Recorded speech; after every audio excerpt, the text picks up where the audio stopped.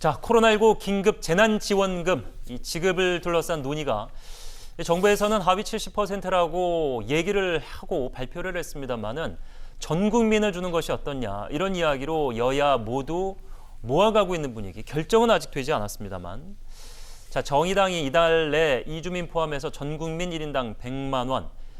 자, 이 얘기가 이제 기본소득 얘기가 처음 불거지면서 김경수 지사였나요? 그리고 이재명 지사가 얘기하면서 이것이 가장 합리적이다. 물론 재정적인 부담은 있겠지만 이게 어떻게 보면은 시간도 줄이고 그리고 비용도 줄일 수 있는 방법이다 였는데, 정의당이 다시 얘기를 꺼냈고요. 민생당은 4인 가구 기준 200만 원. 그렇다면은 1인당 50만 원. 그 얘기는 최근에 얘기했던 이제 미래통합당 이야기와 좀 비슷한 점이 있고, 국민의당은 지급 시기를 이달 중으로 앞당겨야 한다. 그러니까 얼마를 주자, 전 국민을 주자 이런 얘기보다는 시기 부분을 이야기하고 있습니다. 자, 민주당과 통합당이 최근 결이 다른 의견의 변화를 보였는데요. 먼저 더불어민주당 3일 송갑석 대변인이 2020년 3월 기준 건보료 합산 소득 하위 70% 이하 기준, 이게 정부 발표 이후에 합리적인 반영이다라고 손을 들어줬었습니다.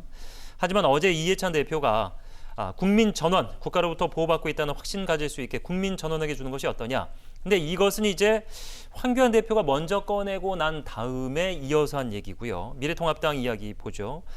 지난 3월 22일에 황교안 대표 다 기억하실 겁니다. 박형준 공동선대위원장과 더불어서 포퓰리즘이다, 표 구걸이다, 국가재정 파탄이다 이렇게 얘기를 했었습니다. 그러니까 채 한 달이 되지 않아서 이야기가 바뀌었죠. 4월 5일 전 국민에게 1인당 50만 원씩 즉각 지급해야 한다.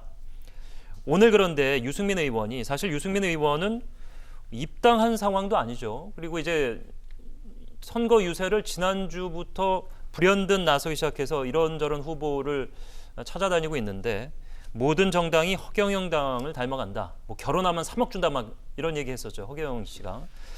악성 포퓰리즘 공범이 될 수는 없다. 이게 이제 공범이란 단어에 그렇다면은 황교안 대표도 포함되는 셈이기 때문에 어떻게 해석할 수 있을 것인가. 여야 모두 바뀐 부분입니다만, 이게 결국 이제 시기적으로 정확하게 총선 열흘 안쪽으로 들어오면서 얘기가 이렇게 달라진 거거든요. 네. 예.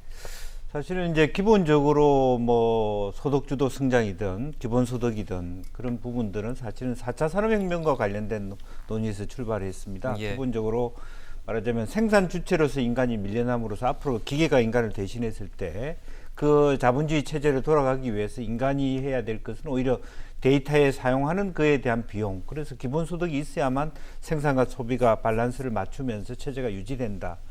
그런 관점을 가지고 있었고요. 그리고 갈수록 그러한 부분에 있어서 기본소득이라고 하는 것은 북유럽으로부터 많은 논의가 출발하고 있었는데, 이제 재난소득이란 말이 이제 아까 말씀이 있었습니다만 김경수 지사나 이재명 지사 통해서 어떤 지방자치단체장이 먼저 포문을 열었습니다만은 불과 2, 3주 전만 하더라도 이것은 선거 앞둔 포퓰리즘이다, 표 구하기다 이렇게 얘기했습니다만은 전격적으로 황교안 대표가 이렇게 1인당 50만 원이라는 말을 꺼냄으로써 사실은 기본적으로 오히려 정부가 전 국민을 대상으로 이렇게 주자는 말을 하고 싶었으나, 기본적으로 그런 데 대해서 오히려 이제 여당과 정부는 좀 조심스러운 부분이 있죠. 그래서 기본소득에 대한 공격을 당할 수 있는 부분이었기 때문에 어렵사리 하위 70%라는 얘기를 했는데, 오히려 그런 의미에서 정부를 황교안 대표가 편안하게 해준 그런 부분이 있고, 그 불을 지펴서 여야가 함께 이제 그런 기조를 해왔다라는 것을 볼 수 있고요. 저는 한편으로 보면은 약간의 어떤 유승민 대표가 얘기한 것처럼 일관성이 없다라고 하는 철학의 빈곤을 얘기하고 있습니다만은, 어쨌든 지금은 타이밍의 문제고, 70%를 세마하는 것이 어떻게 하느냐, 시간을 놓치는 것보다는 차라리 주고 나중에 한수하는 경우가 있더라도 빠른 시간 내에 빨리 줄 수 있는 원칙을 정부가 정하는 게 필요하다.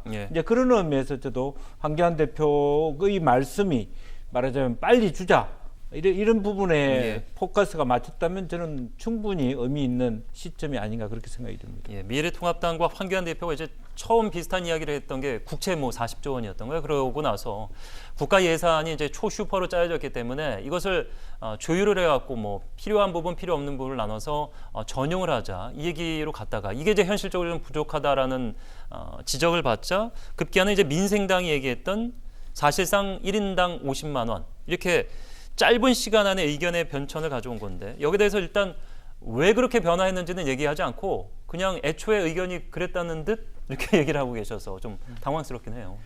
뭐 지금 총선을 불과 이제 한 7, 8일 앞두고 네. 지금 미래통합당 입장에서 지금 다소 수세로 지금 판단하고 있지 않습니까? 예. 이런 상황에서 저는 전에도 뭐 다른 곳에서 말씀드린 적도 있는데 이번 이 긴급 재난지원금이 총선에 아주 중요한 화두가 돼버릴 것 같다고 그랬거든요. 예, 예. 지금 현실이 돼버렸는데 이런 상황에서 단순히 비판만 하고 있다가는 너무 어려운 처지에 놓이지 않을까. 특히 중도층이나 부동층, 무당층에서는 이 부분에 대해서 상당히 민감하게 바라보고 네. 있다는 사실. 그리고 또 30, 40대 특히 20대 이하에서는 아주 관심 있게 바라보고 있다는 현실을 반영한 것 같아요. 예. 그리고 지금 이제 상황에서는 이 긴급 재난지원금에 대해서 주자 안 주자의 차원이 아니라 여러 가지 현실적으로 지급하는 내용을 놓고 여러 가지를 논의하는 상황이 된 것 같습니다. 네.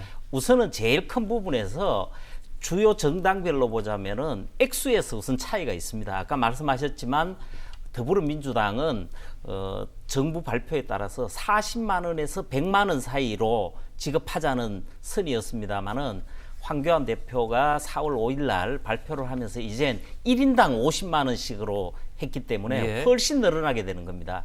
그리고 이제 정의당 같은 경우는 여기에다가 하나 더한 게 대통령과 여야 정당 대표 간의 영수회담을 갖자 요게를 더한 정도가 됐고 그리고 또 그 손학규 대표 같은 경우는 민생당 대표로서 그 환수하는 부분에 대해서 고소득층 부자들에게 환수하자 이런 내용들 간의 미묘한 차이가 있지 예. 그런 정도로 된 것 같고 또 그리고 또 지급 방법이라든지 여러 가지 상황에서 의견 차이가 조금씩 나타날 겁니다. 네.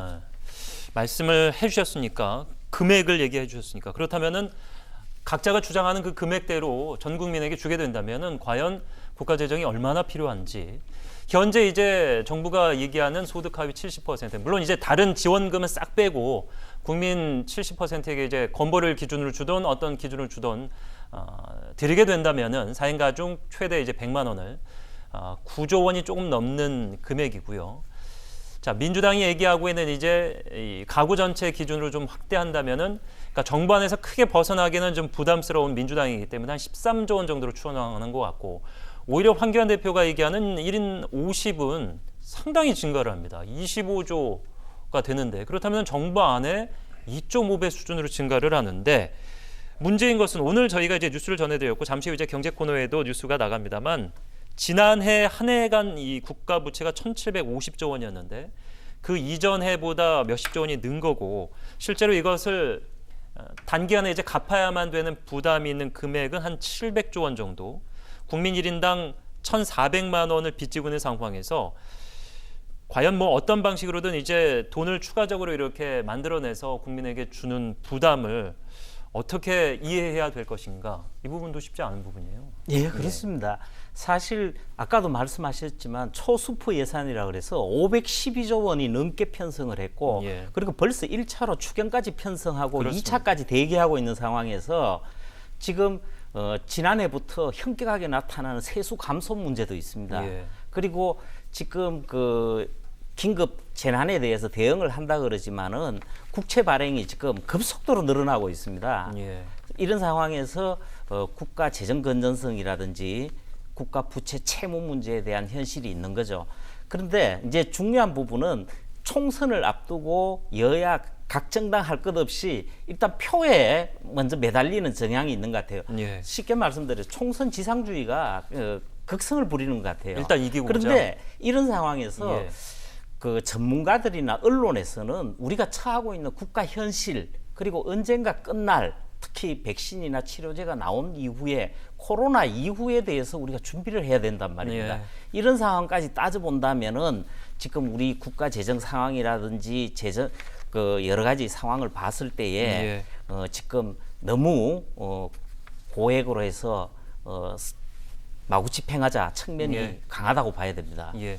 자, 한 번 뭐 100만 원씩 주자는 의견이 처음에 이제 나왔을 때 정부가 안을 던지기 전에 김종인 선대위원장이 총괄 선대위원장이 이 단발성인데 앞으로 이게 지속하는 경제 부담은 어떻게 할 것이냐, 2번, 3번 줄 수 없지 않느냐 이렇게 지적을 했었는데, 근데 그 지적과는 좀 무관하게 또 황교안 대표가 50만 원을 얘기했고 실제로 국가 채무는 엄청나게 증가하고 있는 수준이고 이 해답이 쉽지 않을 것 같은데. 사실은 또 뭐 긴급 경제 명령권 예. 1972년 이후에 한 번도 쓴 적이 없었습니다만은 예. 어떤 그런 부분도 대통령이 쓸 수 있으면 쓰라 이렇게 얘기를 포문을 열고 있습니다. 예.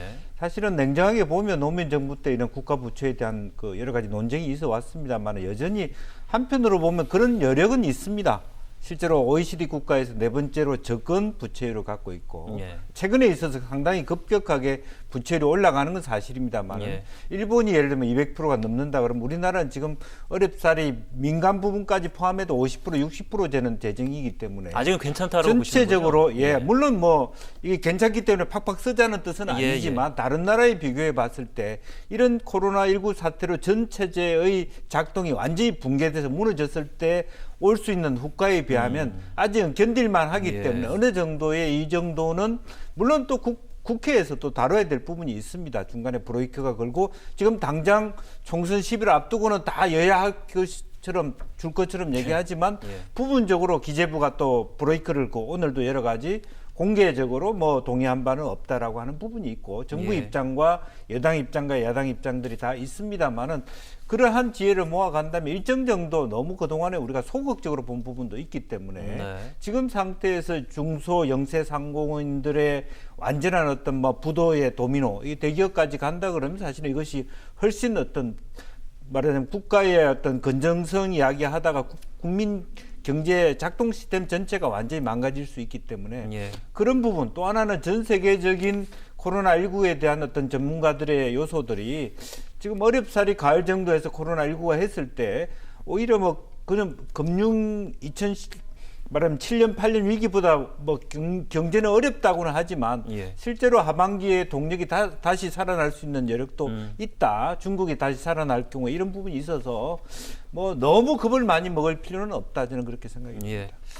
현재 어쨌든 이제 대통령과 정부 여당은 부담일 수밖에 없는 게 70% 하위를 이제 언급하면서 대통령이 직접 얘기를 했죠. 코로나19 사태가 장기로 이어질 것을 감안해서 일단 조금 여력을 두는 의미가 있다 이렇게 얘기를 했는데 국회가 나서서 이렇게 군부를 짚으면은 과연 정부가 줄 수 있을 것인가? 여기에 대해서 딱히 말은 없다고 선을 그었습니다만 3차 비상경제회의에서 나온 정부안을 바탕으로 추경안 국회 제출 시에는 여야 협의를 하면은 혹여라도 뭐 더 예산을 조금 쓸 수 있는 여력이 있을지도 모르겠다. 이것을 여지가 있다고 봐야 될 것인지 결국에는 이제 정부 입장이나 대통령 입장에선 여야가 이제 합의를 해서 넘겨준다면은 전 국민에게 주는 것이 가능해진다면은 비판에서 좀 자유로워지면서 좀 무리하더라도 집행할 수 있는 가능성이 좀 높아진다 이렇게 보면 되겠죠. 어쨌든 예상 편성권이나 뭐 최종적으로 국회가 우리나라는 하게 돼 있고요. 예. 그렇다면 정부는 좀 가벼워지는 거죠. 예. 사실은 또 지난번 70% 했을 때 여론조사가 정부 다수의 국민들은 사실은 70%가 맞다라고 얘기했고 한 35% 정도는 다 주자라고 얘기했던 국민들도 있습니다. 그렇기 때문에 어느 한편이 지금은 뭐 더 맞다 안 맞다의 찬반의 논의보다는 빨리 이 불이 더 번지지 않도록 신속하게 최소한 국민 50% 정도는 먼저 빨리 지출할 수 있는 그런 체제가 더 중요하지 않나 그렇게 생각합니다. 예, 말씀하신 대로 시기가 문제인데 사실 그 코로나19 사태가 발발하고 나서 국회가 계속해서 싸우느라고 시간을 조금 허비했고 이번 예산도 결국에 이제 5월 중순 뭐 서둘러야 5월 중순이라는 얘기가 나와요. 실제로 우리가 받을 수 있는 게 시기적으로 좀 늦었다는 비판도 있습니다. 예, 현실적으로는 5월로 갈 수가 있습니다. 그런데 지금 그 총선 앞이라고는 하지만 각 정당에서 선지급을 하자, 4월 중에 하자 이런 여론이 모아주고 있기 때문에 예. 그리고 또 현실적으로요, 우리나라 전자정부라든지 온라인 시스템 등을 감안했을 때 충분히 가능하다고 봅니다. 서두르면은 4월 중에도 가능하다. 예, 예. 그리고 지금 그 액수에 대한 빨리 합의를 이루어야 되는 문제가 있지만은 예. 시기 자체는 4월 중으로 하는 것이 맞다고 봅니다. 그리고 나중에 총선 이유가 되겠습니다만은 이 코로나19 사태의 상황을 보면서 예. 이번 1회로 끝나지 않을 수가 있습니다. 예. 저는요, 지금 상황으로 봤을 때 그렇게 길게 오래 간다고는 보지는 않습니다. 가을 전이면은 치료제나 백신 문제가 해결 방안이 나올 수도 있다고 보는데, 다만 이제 그 사이라도 워낙 견디기 어려운 국민들이 많은 것 같습니다. 그래서 4월에서 끝나지 않을 수 있다는 부분도 감안해야 되고, 저는 또 한 가지 현실적인 문제를 꼭 짚어두고 싶은 부분이, 원래는 이번 이 긴급 재난지원금 부분도 지급하지 말자는 여론이 약간 높았고 상당히 그거에 대한 반대가 많았었던 건데, 미국이나 일본에서 시행을 하면서 우리도 하자 이렇게 됐는데, 여기서 미국이 하자는 거는 하위 40%입니다. 예. 하위 40%고 또 우리보다 소득 수준이 2배 이상인 거에 비춰 봤을 때는 굉장히 낮은 액수란 말입니다. 네. 그리고 일본 같은 경우는 하위 20%입니다. 이 점도 꼭 우리가 생각할 필요는 있습니다. 예. 경제적으로 근데 또 반면에 싱가포르는 잘 사는 나라로 알려졌는데, 오늘 나온 얘기는 이제 전 국민에게 50만 원 정도 한화 지급하는 방안을 검토하고 있다, 이런 얘기까지 나와 있습니다.